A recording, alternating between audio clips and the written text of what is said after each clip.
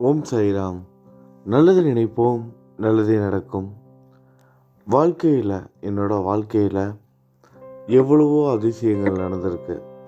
என்னோட சாயினால், என்னோட குருனால், என்னோட கடவுள்னால் எவ்வளவோ அற்புதங்கள் நடந்திருக்கு. நான் கேட்டதை எல்லாத்தையும் கொடுத்துருக்காரு. ஆனால் இந்த ஒரு விஷயம் மட்டும் நடக்க மாட்டேங்குது. எவ்வளவோ அற்புதங்கள் நிகழ்த்துகிற சாய் ஏன் இந்த ஒரு குறையை மட்டும் எனக்குள்ள வச்சிருக்காரு? கடவுளோட அருள் எனக்கு முழுவதுமாக கிடைக்கலையா? இல்லை நான் ஏதாவது பாவம் பண்ணியிருக்கானா? அப்படி என்ன என்னோட முற்பிறவி வினை? அப்படி என்ன பாவ கர்மா? எல்லாருக்கும் நியாயமாக கிடைக்க வேண்டியது கிடைச்சிக்கிட்டு இருக்கு. ஆனால் எனக்கு மட்டும் ஏன் அது கிடைக்கல? ஏன்? எதற்கு? இந்த பல கேள்விகளுக்கும் விடை கிடைக்க போகிற ஒரு வரப்போகிற நாட்கள் உங்களுக்கு அமைய போகுது. இந்த பதிவை தொடர்ந்து பேசுறதுக்கு முன்னாடி நம்ம சாய் குடும்பத்தில் இருக்கும் அனைத்து சாய் பக்தர்களோட பாதங்களை மனப்பூர்வமாக வணங்கி நான் இந்த வீடியோவை நான் தொடர்ந்து பேச ஆரம்பிக்கிறேன். இந்த பதிவை ஏதோ வெறும் வாய் வார்த்தைக்காக அனைவரோட பாதத்தையும் வணங்குறேன் அப்படின்னு நான் சொல்ல வரல. மனப்பூர்வமாகவே. எதற்காக அப்படின்னா, எனக்கு மீண்டும் ஒரு அற்புத வாய்ப்பை ஏற்படுத்தி கொடுத்துருக்கீங்க. அதாவது நம்மளோட சாய் மோட்டிவேஷன் சேனலில் இந்த சிவராத்திரியிலேருந்து மீண்டும் நம்ம குரு சரித்திரம் கதைகளை படிக்க போகிறோம். இன்றைக்கி 8ஆம் தேதி உங்கள்கிட்ட நான் பேசிக்கிட்டு இருக்கேன். 9ஆம் தேதி செவ்வாய்க்கிழமை மதியம் 2:30 மணிக்கு முதல் பதிவு ஆரம்பமாகும். அதிலிருந்து தினமும் அடுத்தடுத்த நாட்கள் பாகம் 1, 2, 3ன்னு சொல்லிட்டு நம்ம குரு சரித்திரம் கதைகளை படிக்க போகிறோம். நீங்கள் கேட்க போகிறீங்க. அதாவது ஒரு பாராயணமாக இல்லாமல் கதைகளை முழுவதுமாக ஆக்கப்பூர்வமாக, அதாவது சாயே உங்களுக்கு அந்த கதைகளை சொல்ல போகிறாரு. அதுக்கான விளக்கத்தை கொடுக்க போகிறாரு. நிச்சயமாக அது நடக்கும். ஒவ்வொருத்தரோட கனவுலையோ இல்லை சந்தர்ப்ப சூழ்நிலையாக நடக்கும் நிகழ்வுகள் மூலமாகவோ அதற்கான விளக்கங்கள் உங்களை தேடி வரும். சாதி அவர்களுக்கு, சாயோட பக்தர் சாதி அவருக்கு சாய் எப்படி அவரோட கனவுல போயிட்டு குரு சரித்திரத்தோட விளக்கத்தை கொடுத்தாரோ அதே விளக்கத்தை உங்களுக்கு கொடுப்பாரு. அந்த கதைகளை அனைவருக்கும் மனதிலும் பதியும்படியான ஒரு விளக்கத்தை கொடுக்குற வகையில் என்னோட அந்த வாசிப்பு இருக்கும். அந்த ஒரு அருளை சாய் கொடுத்தாரு போன முறை. அதே ஒரு அற்புதத்தை கொடுத்து எனக்கு அந்த ஒரு பாக்கியத்தை ஏற்படுத்தி கொடுக்கணும் அப்படிங்கிற ஒரு பிரார்த்தனையோடு நான் பேச ஆரம்பிக்க போகிறேன். நாளைய பதிவிலேருந்து நிச்சயமாக நடக்கும். ஏன்னா இவ்வளோ பக்தர்கள் நீங்கள் அவர் மேலே பக்தியோடு கேட்டுட்ருக்கீங்க. அப்படி இருக்கும் பொழுது நிச்சயமாக சாய் என்ன பேச வைப்பார். இப்படி பல விஷயங்கள் நாளையிலேருந்து நம்ம பார்க்க போகிறோம். இல்லை ஒரு விஷயம் நல்லா நம்ம ஞாபகத்தில் வச்சுக்கணும். எதற்காகவும் இந்த பதிவை நம்ம ஸ்கிப் பண்ணக்கூடாது.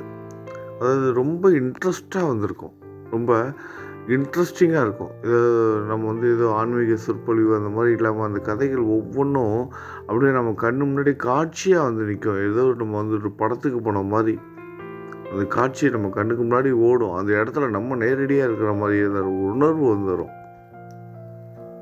இதை நம்ம சினிமா படம் பார்த்த மாதிரி கூட சொல்ல முடியாது. அந்த இடத்துல நம்ம நிற்கிற மாதிரி, அந்த இடத்துல நம்ம வாழ்ந்துகிட்டு இருக்க மாதிரியான ஒரு உணர்வு கொடுக்கும் அந்த கதைகள் ஒவ்வொன்றும். மனப்பூர்வமாக கேட்டிங்கன்னா அதை உங்களால் உணர முடியும். மனப்பூர்வமாக கேட்கணும் கூட அவசியம் இல்லை. ஒரு 2 நாள் கேட்டிங்கன்னா நீங்களே உள்ளுக்குள்ளே வந்துடுவீங்க. உங்களை இழுத்துட்டு வந்துடும் அந்த கதைகள். அவ்வளவு சக்தி வாய்ந்தது. பலரும் இதை உணர்ந்திருக்காங்க. அச்சிச்சோ, நான் பாதியிலேருந்து தானே கேட்க ஆரம்பித்தேன், இதுக்கு முன்னாடி எனக்கு தெரியாமல் போயிடுச்சு, எத்தனையோ பேர் வருத்தப்பட்டாங்க. அதுக்கப்புறம் தேடி தேடி பழைய பதிவுகள்லாம் படிச்சுக்கிட்டு இருக்காங்க, கேட்டுட்ருக்காங்க. இன்னும் ஒரு சிலர் ப்ளேலிஸ்ட்டில் போட்டு வைங்க. ஏன்னா அந்த ப்ளேலிஸ்ட்டில் போடுற மாதிரி நான் படிக்கல லாஸ்ட் டைம். ஏன்னா நிறைய மோட்டிவேஷன் ஸ்பீச்சோடு நம்ம பேசி பேசி வீடியோட லென்த்து ஒரு சில வீடியோ 40-50 நிமிஷம்லாம் போயிடுச்சு. அதனால் ப்ளேலிஸ்ட்டில் போட்டோம்னா நிறைய பேருக்கு அது கேட்குறதுக்கு இன்ட்ரெஸ்டிங்காக இருக்காது. அதனால் முறையாக இந்த வாட்டி அந்த குரு சரித்திரம் கதைகளை மட்டும்தான் நம்ம படிக்க போகிறோம். பல்வேறு கேள்விகளுக்கு உங்களுக்கு பதில் கொடுக்க போகிறது ஒரு பதிவாக இருந்திருக்க போகுது. எவ்வளோ கால நேரத்தை நீங்கள் செலவு பண்ணிகிட்டு இருக்கீங்க, காலத்தையும் நேரத்தையும் எவ்வளவோ செலவுகள் தேவையில்லாத விஷயத்துக்காக பணத்தை செலவு பண்ணுறீங்க, காலத்தை செலவு பண்ணுறீங்க. எனக்கு கடவுளோட அருள் கிடைக்கணும், பாபாவோட அருள் கிடைக்கணும், எனக்கு அந்த வேண்டுதல் இந்த வேண்டுதல்னு. நீங்கள் எந்த வேண்டுதல் பண்ணணும், எல்லாத்துக்கான விடையும் இது வந்து கிடைச்சிடும். உங்களோட பக்தி எப்படி இருக்கணும், நீங்கள் எதை நம்பணும், எதை நம்பக்கூடாது, எது உண்மை, எது பொய், இது எல்லாத்தையும் தெரிஞ்சுக்க போகிறீங்க. எது உண்மை, எது பொய், இந்த கலியுகம் எப்படி இருக்கும். நிறைய பேரோட கேள்வி, அவங்க சாய் பக்தராக இருக்காங்க, இருந்துக்கிட்டு எப்படி இப்படியெல்லாம் பேசி ஏமாத்துறாங்க. என்னை ஏமாற்றிட்டாங்க, ஒரு சாய் பக்தரே என்னை ஏமாற்றிட்டாங்க. நல்லா சாமி கும்பிடுவார், பெருமாள் கோயில் போவார், சிவன் கோயிலுக்கெலாம் போவார். அவர் நம்பி நான் காசு கொடுத்தேன், அவரை நம்பி தான் நான் அவருக்கு கையெழுத்து போட்டேன். ரொம்ப நல்லவர், எல்லாருக்கும் உதவி பண்ணுவார். ஆனால் அவர் என்னை ஏமாற்றிட்டார். கலியுகம், இந்த கலியுகம்னா என்னன்னு தெரிஞ்சுக்கலாம். நம்மளை சுற்றி இருக்க உறவுகள், நம்மளோட நண்பர்கள், யார் உண்மையானவங்க, யார் பொய்யானவங்க, ஏன் நம்ம குடும்பத்துக்குள்ள சண்டை வருது, நம்ம எப்படி நடந்துக்கணும், நம்மளை சுற்றி இருக்கவங்கள்ட்ட நம்ம எப்படி நடந்துக்கணும், நம்மளோட மனநிலையை எப்படி வச்சுக்கணும், இப்படி பல்வேறுபட்ட புரிதல்களும் வந்து நமக்கு வந்து கிடைக்கும். இது மட்டுமல்லாது நம்மளோட வாழ்க்கையில் நிறைய வந்துட்டுருக்க பிரச்சனைகள் அனைத்தும் வந்து சரியாகும். ஏன்னா அவ்வளோ ஒரு புனிதமான கதைகள் வந்து கேட்க போறீங்க. இதை காதால் கேட்டாலும் இது கோடி புண்ணியம். இதை வெறும் வார்த்தைக்காக சொல்லலை, அதை கேட்டவங்களுக்கு வந்து தெரியும். போன முறை இதை பதிவுகளை கேட்டவங்களுக்கு நல்லாவே தெரியும் எவ்வளோ ஒரு புனிதமான ஒரு விஷயம் அப்படின்னு. அவ்வளோ சக்தி வாய்ந்த கதைகள் ஒவ்வொன்றும். தயவு செய்து முழுவதுமாக கேளுங்க, நம்பிக்கையோடு கேளுங்க. அதை தான் சொல்லுவேன்.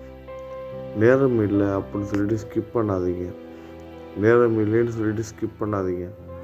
ஏன்னா கொஞ்சம் யோசிச்சு பாருங்கள், நம்மளோட நேரத்தை எதுக்கோ செலவு பண்ணுறோம். இப்போ மொபைல் எடுக்கிறோம், எடுத்து நம்ம யூடியூப் ஓப்பன் பண்ணுறோம், ஏதோ இன்டர்நெட் ஓப்பன் பண்ணுறோம், ஏதோ செய்தித்தாளை ஓப்பன் பண்ணுறோம். ஓப்பன் பண்ணோன்னே நம்ம ஜாதகத்தை போட்டு, நம்மளோட ராசியை போட்டு, ராசி பலன்கள், இந்த ராசிக்கு ராஜயோகம், இந்த ராசிக்கு பேராபத்து, இந்த ராசிக்கு இந்த பரிகாரம் செய்யணும் அப்படின்னு உங்களோட ராசியை போட்டிருந்தா அதை ஓப்பன் பண்ணி பார்ப்பீங்களே. ஒரு வாட்டி நீங்கள் அதை ஓப்பன் பண்ணிட்டு அது சம்மந்தமாகவே நிறைய பதிவுகள் வந்துக்கிட்டே இருக்கும். இந்த மாதிரி எவ்வளவு கால நேரத்தில் நம்ம எதுக்கோ செலவு பண்ணுறோம். பார்த்தீங்கன்னா அது எங்கேயோ போய் நிற்கும். ஒவ்வொரு பதிவுலையும் ஒவ்வொரு பிரார்த்தனை முறை, ஒவ்வொரு பரிகாரத்தை வந்து சொல்லியிருப்பாங்க. முக்கியமாக கடவுளை அணுகிறதுக்கு பயம். நம்ம நேரடியாக சாமி கும்பிடலாமா, நேரடியாக நம்ம அபிஷேகம் பண்ணலாமா, இந்த கடவுளை வந்து வீட்டில் வச்சு சாமி கும்பிடலாமா, இந்த கடவுளை வந்து கோயிலுக்கு தான் போய் கும்பிடணுமா, இந்த கடவுளுக்கு நம்ம அபிஷேகம் பண்ணணுமா, இந்த கடவுளுக்கு நம்ம வந்து இப்படி பூஜை பண்ணணுமா, குருவுக்கும் கடவுளுக்கும் உண்டான பந்தம் என்ன, குரு பக்தி எப்படி இருக்கணும், கடவுளே நேரில் வந்தாலும் குரு பக்தியை வந்து விட்டுறக்கூடாது, கடவுளே நேரில் வந்தாலும் குரு பக்தியை வந்து விட்டுறவே கூடாது. பல விஷயங்கள் வந்து நமக்கு வந்து கற்றுக் கொடுக்க போகிற ஒரு பதிவாக வந்து இருக்கும் இந்த குரு சரித்திர கதைகள். குருவின் மீது நம்ம எந்த அளவுக்கு வந்து உண்மையோடைய, பக்தியோடைய, அன்போடைய நடந்துக்கணும். இவங்க பலரும் வந்து பார்த்திங்கன்னா சாமி கும்பிட்றதுக்கு வந்து பயப்படுறாங்க. அதே பயந்து நடுக்கிறாங்க. ஏன்னா வந்து அந்தளவுக்கு வந்து இந்த இப்போ இன்டர்நெட்டு சொல்லவே முடியாத அளவுக்கு வந்து பயமுறுத்தி வச்சுருக்கு. இப்படி சாமி கும்பிடணும், இந்த தவறை மட்டும் செய்து விடாதே, இதை மட்டும் செஞ்சிடாத, அதை மட்டும் செஞ்சிடாத, இந்த மாதிரி பிரார்த்தனை பண்ண, இந்த மந்திரத்தை சொல்லு. மந்திரங்கள் நம்ம சாய் மோட்டிவேஷன் சேனல் ஆரம்பித்தப்போ வந்து பார்த்துருப்பீங்க. முக்கியமாக அந்த கோயத்துலேருந்து நான் வந்து பதிவுகள்லாம் கொடுக்கும் நிறைய மந்திரங்கள் சொல்லிக்கிட்டே இருப்பேன். நிறைய மந்திரங்கள் நிறைய பேர் கை கொடுத்துருக்கு, ஒரு சில மந்திரங்கள் கை கொடுக்காமல் போயிருக்கு. இப்போ கொஞ்ச நாட்களாக பார்த்திங்கன்னா கடந்த இந்த திவ்ய தேசம் 108 சாய்பாபா கோவில் போனதுக்கப்புறம் 108 திவ்ய தேசம்லாம் போயிட்டு இருந்ததுக்கப்புறம் இந்த மந்திரங்களோட எண்ணிக்கையெல்லாம் ரொம்ப கம்மியாக இருக்கும். எதனால் அப்படின்னா இந்த கோவில் பதிவுகள், இந்த குரு சரித்திரம் படித்தது, இந்த கோயிலுக்கெலாம் போயிட்டு வந்து நிறைய புரிதல்கள் எனக்குள்ளே கொடுத்துருக்கு. இந்த ஆன்மீகமாக இந்த பாதையில் நம்ம வந்து இந்த பரிமாண வளர்ச்சி நம்ம சேனல் தொடர்ந்து பார்த்துட்டு இருக்கணும். தெரியும் என்னோடய பேச்சிலேருந்து நம்மளோட சேனல் எப்படி போயிட்டுருக்குன்னு. இந்த மாற்றங்கள் உங்கள் எல்லாராலையும் வந்து உணர முடியும். என்னோடய குரல் வேணால் மாறி இருக்கலாம், ஆனால் நம்ம ஒவ்வொரு படியாக வந்து நம்மளோட குரு, நம்மளோட சாய் நம்மளை வந்து அப்படியே அனுசரித்து அப்படியே குழந்தை மாதிரி அடுத்தடுத்த படிக்கட்டுக்கு நம்மளை கைப்பிடிச்சு கூட்டிகிட்டு போயிட்டுருக்காரு.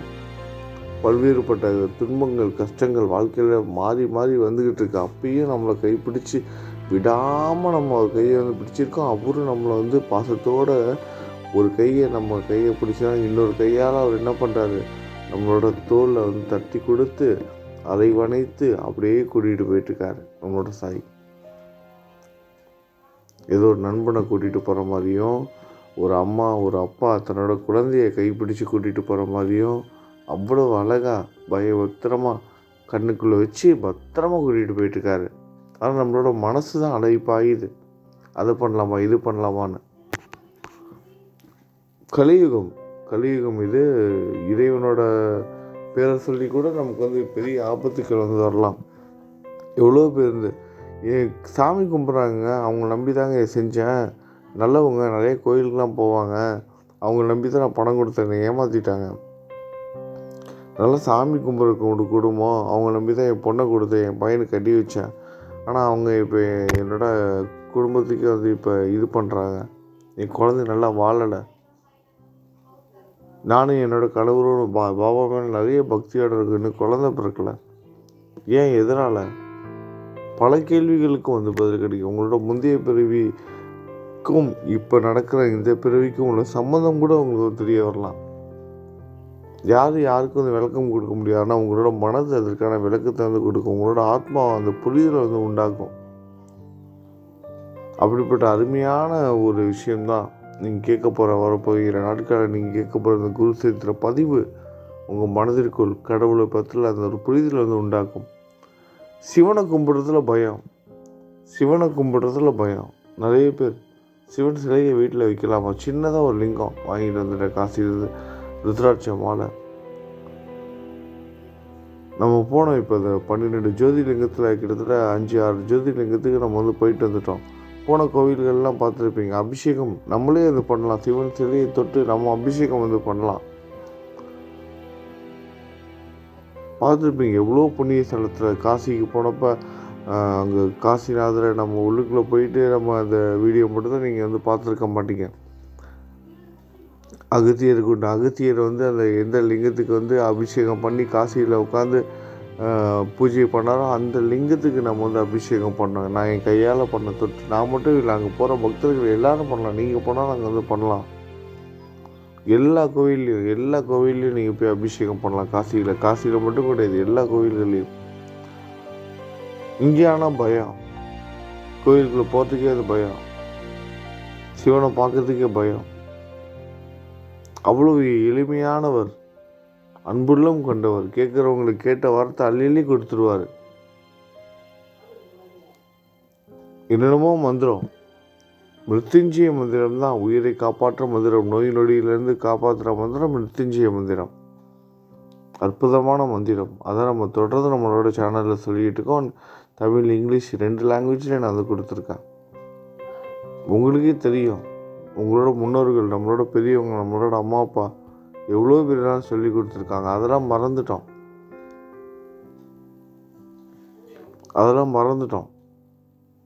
மறந்துட்டு புதுசாக தேடிட்டு அலைஞ்சிட்ருக்கோம். சாய் புதுசாக எதையுமே சொல்லி கொடுக்கலங்க, அதனால் புரிஞ்சுக்கோங்க. புதுசாக எதையுமே அவர் சொல்லலை. உங்களோட குரு புதுசாக எதையும் சொல்லலை.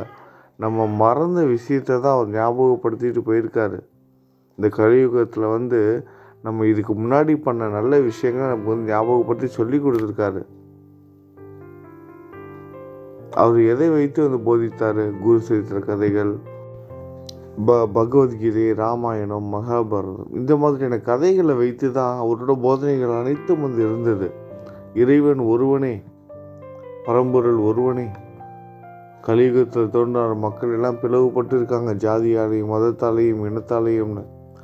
எல்லாம் ஒன்றா இருக்கணும், அன்பை போதித்தார். அதை தான் நம்மளோட முன்னோர்கள் நமக்கு சொல்லி கொடுத்தது. எல்லா நூல்களும் அதான் சொல்லி கொடுத்தது. ஆனால் காலப்போக்கில் இந்த கலியுகத்தில் இந்த பரிணாம வளர்ச்சியில் நம்ம எல்லாம் பிரிஞ்சு இருக்கோம். அப்படிலாம் இருக்கக்கூடாது, எல்லோரும் ஒற்றுமையாக இருக்கணும்.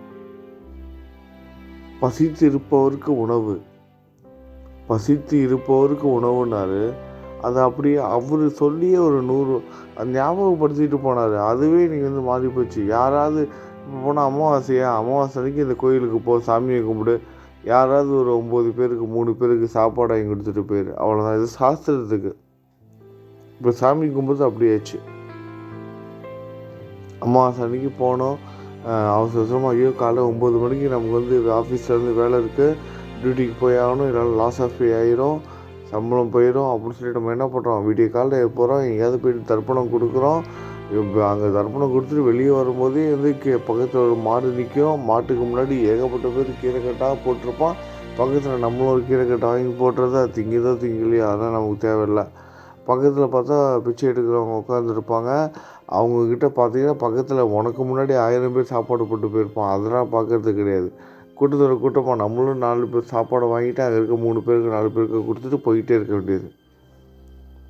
பக்கத்துலேயே வந்து கடைக்காரன் ரெடியாக வந்து போட்டு வச்சுட்டு பார்சலை கட்டி வச்சுட்டு உட்காந்துருப்பான். அமாவாசை அன்னைக்கு 40 ரூபா, 50 ரூபா, 100 ரூபா, 200 ரூபான்னு அவன் போகிற அவசரத்தில் சாப்பாடு வாங்கி கொடுத்துட்டு போயிட்டே இருக்கிற சாப்பாடு எங்கே போகுதுன்னு தெரியாது. ஏன்னா ஒவ்வொருத்தங்கக்கிட்டையும் 100கணக்கான பாக்கெட் கிடக்கும் அன்றைக்கி சாப்பாடு. அதை தான் சாய் வந்து அழகாக சொல்லிட்டு போனார். பசித்து இருப்பவருக்கு உணவு. மனிதர்கள் மட்டும் கிடையாது, அனைத்து உயிர்களும், அனைத்து ஆத்மாக்களும் சமம். இந்த உலகத்தில் அனைத்து உயிர்களும் சமம். பசித்திருக்கும் அனைத்து ஜீவராசிகளும். இன்றைக்கே சாய் வந்து அந்த ரூபத்தில் இந்த ரூபத்தில்னு வராது. அனைத்து ரூபத்துலேயும் நான் இருக்குன்னு உணர்த்தி காட்டுவதற்காக தான். ரூபமா, நாய்க்குட்டியா, பூனைக்குட்டியா, கன்றுக்குட்டியான அனைத்து ரூபமாகவும் இருக்கிறதுனால தான் நம்ம சாயை நினைக்கும் பொழுது இந்த மாதிரி பல்வேறுபட்ட உயிரினங்கள் மூலமாக நமக்கு வந்து ஆசீர்வாதம் வந்து கொடுக்குறாரு. பார்த்துருப்பீங்க புத்தாண்டு அன்னைக்கு அவ்வளோ சுத்தமான டைனிங் ஹாலில் ஈயே கிடையாது. ஒரு பறக்குது. அதை பார்த்தோன்னா என்னோடய உள்ளுணர்வு அது கொஞ்சம் அந்த கேசரியை எடுத்து வைக்கணும், அந்த ஸ்வீட்டை எடுத்து வைக்கணும்னு தோணுது. அதை எடுத்து வைக்கிறேன். அது கரெக்டாக அந்த திரும்பவும் தேடி வந்து அழகாக வந்து சாப்பிடுது பொறுமையாக. ஒரே ஒரு மட்டும். இத்தனைக்கும் நிறைய பறந்துக்கிட்டு இருக்கு. அந்த இடத்துல சாப்பாடை வந்து வைக்கிறோம். எல்லா வந்துட்டு முச்சி சாப்பிடுதுன்னா அது வேறு மாதிரி. அந்த இடம் சுத்தமே இல்லாத இடம் அப்படின்னு. நான் அதுக்கும் இதுக்கு வந்து வித்தியாசம் இருக்குது. பார்த்துருப்பீங்க. இதை வந்து உணர்த்துறாரு. அனைத்து ஜீவராசிகளுக்குள்ளேயும் நான் வந்து இருக்கேன் அப்படின்னு. அதை நம்ம தேடி அலைய வேண்டியது கிடையாது. அதனால் அவரே தேடி வந்து உங்கள்கிட்ட வந்து காணிக்கை வந்து வாங்கிக்குவார்.